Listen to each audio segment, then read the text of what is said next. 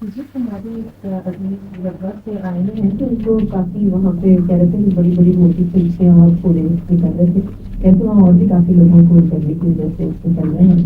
تو وہاں ربا انہوں نے ان کو سلیشیا 200 دی تھی، تو وہ کہنے لگے کہ اس سے کوئی فرق نہیں پڑا، ان کو آخر میں اینٹی بایوٹکس کا کورس لینا پڑا.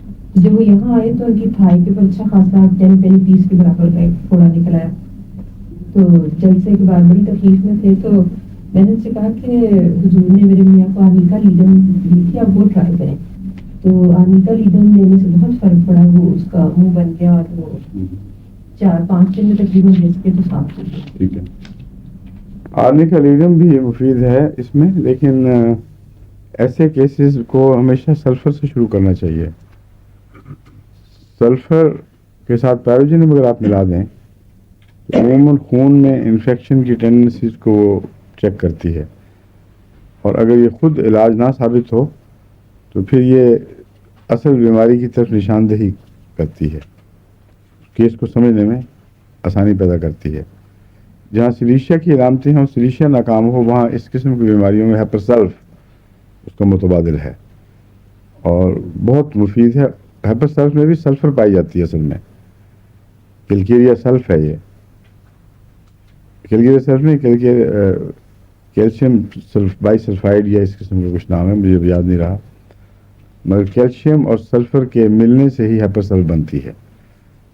تو یاد رکھیں، پھوڑا پھنسی کے علاج میں دستور کے طور پر اگر سلفر پیروجینم سے شروع کیا جائے تو مفید ہے اور بہت سے کیسز کو نارمل کر دے گی. جو بچیں گے ان کو سمجھنا آسان ہو جائے گا. کیوں جی؟ سلفر ابلائم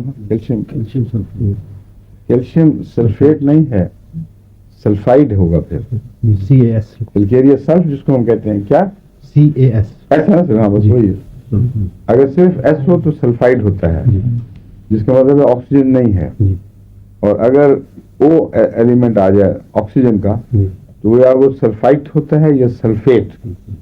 جس میں آکسیجن زیادہ پائی جائے وہ سلفیٹ ہے، جس میں نسبتاً کم ہو سلفیورس ایسڈ سے بنتا ہے، وہ سلفورک ایسڈ کی بجائے اس میں وہ سلفائٹ بنتا ہے. تو اس کی تفصیل میں نہیں جانے کی ضرورت، ویسے ضمن ذکر آ گیا ہے. سلفر بنیادی طور پر کیلکیریا سلف اور ہیپرسلف ایک جیسی ہونی چاہیے، مگر اس میں چونکہ آکسیجن کی کمی یا زیادتی کا فرق ہے اس لیے مزاج بدل گئے ہیں. کافی نمایاں فرق ہے ان میں. ٹھیک ہے.